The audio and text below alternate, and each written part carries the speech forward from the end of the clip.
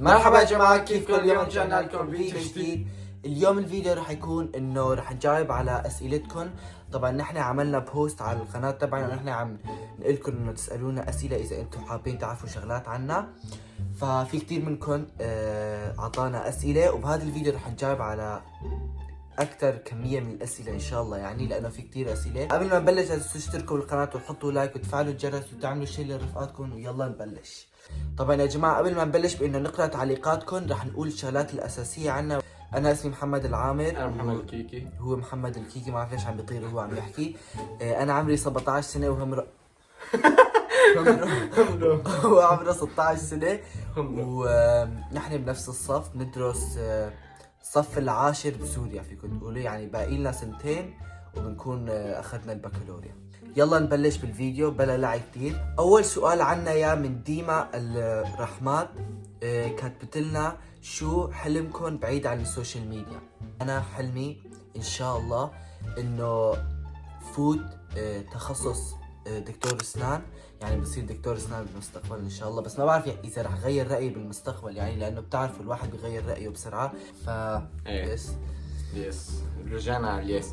انا بدي يكون مهندس اي تي تبع الكمبيوترات وكل هدول الشغلات، لانه انا بحب الكمبيوترات وبشتغل كثير بالكمبيوترات وبلعب كثير بالكمبيوترات. خلص ما شاء الله حكي قصة حياته ورا سؤال. طبعا يا جماعة السؤال اللي بعده من ياسو اكس 17، كاتبة شقد طولكم وليش عايشين لحالكم؟ بتمنى تجاوبوا. تابعتكم من سوريا. اول شيء تحية لسوريا، لاهلنا وناسنا. وثاني شيء نحن مو عايشين مع بعض. مين قالكم نحن عايشين مع بعض؟ مع بعض؟ ما لنا عايشين لحالنا اصلا. قصدي ما عايشين لحالنا، نحن عايشين مع اهلنا، يعني اجينا مع اهلنا لهون وعايشين كتير قريبين من بعض. حتى بالمدرسة كمان نفس الصف ونفس المحل وما بعرف شو. السؤال اللي سألته كمان هو قديش طولنا، ونحن صراحة يعني ما بنعرف طولنا، يعني صرنا زمان مو قايسين حالنا، يعني من الصف الخامس بصراحة. فيعني مو انه نحن ما شاء الله بايامنا الطبيعية بدنا نفكر خلينا نروح نقيس طولنا، لا يعني نحن مو من هدول الناس، فما بنعرف طولنا. المهم بس كمان ما لنا فوق جيراف، لا تخاف. يعني ما لنا زرافات ولا قزم، فنحن يعني بالنص فيكم تقولوا. السؤال اللي بعده من كي تي ار 22، شو هالاسماء؟ كم صار لكم تعرفوا بعض؟ يعني نحن اجينا على الدنمارك من 10 سنين، بعد سنة تعرفنا على بعض، ما كنا عايشين نفس المدينة. كم مرة؟ شو كم مرة؟ قد ايه صرنا بالدنمارك؟ يعني صرنا 9 سنين للأسف. صرنا 9 سنين بنعرف بعض. شو للأسف؟ بس أول ما عرفنا بعض ما كنا عايشين جنب بعض، كنا عايشين شوي بعاد من بعض، بعدين هو إجا على المدينة تبعي، بعدين صرنا عايشين كتير قريب من بعض، بعدين صرنا رفقات، صرنا ما شاء الله يعني كنا عم نحكي عن بلوتوث 24 ساعة.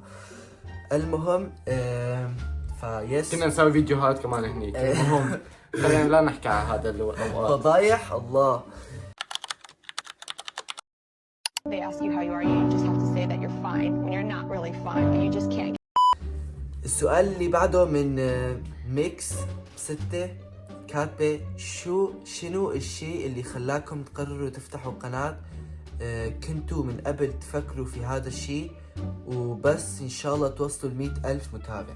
هلا نحن بصراحة مثل ما حكينا من شوي للأسف بلشنا من زمان وكان هذا حلمنا من زمان، بس للأسف يعني كنا كثير كرنج، والحمد لله هدول الفيديوهات انمحوا ما حدا فيه يشوفهم.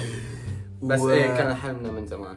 ما بعرف صراحة، يعني ما بعرف شو خطر على بالنا فجأة نبلش قناة، مع انه يعني نحن كان بدنا هذا الشيء مثل ما هو قال، بس ما بعرف ليش ما سوينا هذا الشيء هيك بلوتوث. ففجأة اجتنا الفكرة، كان عنا عطلة وكنا مالين، فقلنا ليش ما بنساويها اذا نحن بنحب هذا الشيء. كمان قايلة بس ان شاء الله توصلوا 100,000 مشترك. حبيبتي او حبيبي، ما بعرف حبيبي ولا حبيبتي. المهم تسلمي والله يسمع منك من بنتك بنتمك لباب السما بنتك.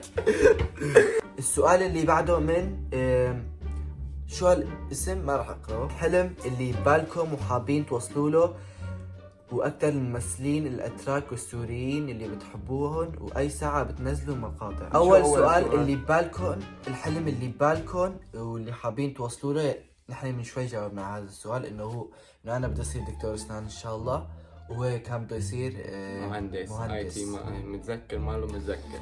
وتاني سؤال كان أكتر ممثلين الأتراك والسوريين اللي بتحبوهم. والله انا بصراحه ما بطلع عليهم. في هاي شو اسمها؟ مين؟ هاي من سارة ديفارا، ما بعرف شو اسمه هذا المسلسل، شو اسمه؟ نيفارا سيدارا، شو اسمه؟ والله شو هاي نيفارا سيفا، هذا مساوي مسلسل من عنده. أكتر ممثلين السوريين. التركيين عاد. ايه انت من السوريين اول شيء.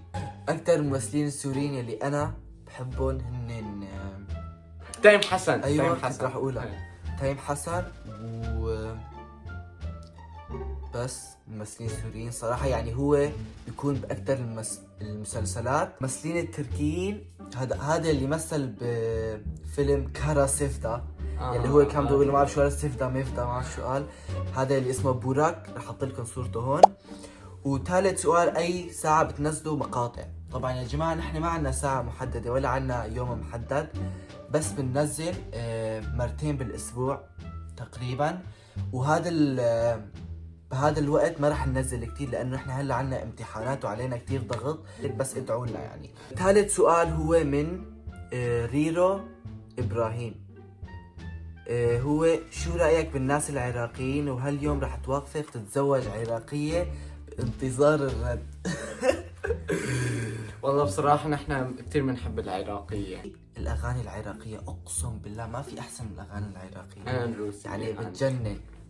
وإذا بيوم رح نوافق نتزوج عراقية طبعا يعني نحن ما بنعرف هذا الشيء. أنا طبعا يعني ما عنا شيء ضد أهل العراق، وفينا نتزوج حدا من العراق يعني اوبن.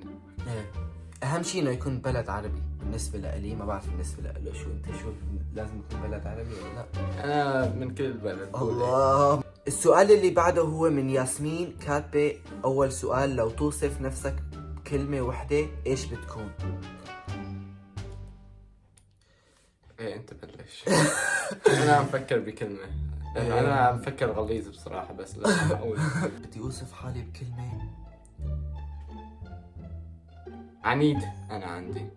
لا واثق من حالي يعني كثير الصراحه دش. انا اذا بدي اوصف حالي بكلمه كاريزما. شو هي كاريزما؟ يعني هيك غليظ.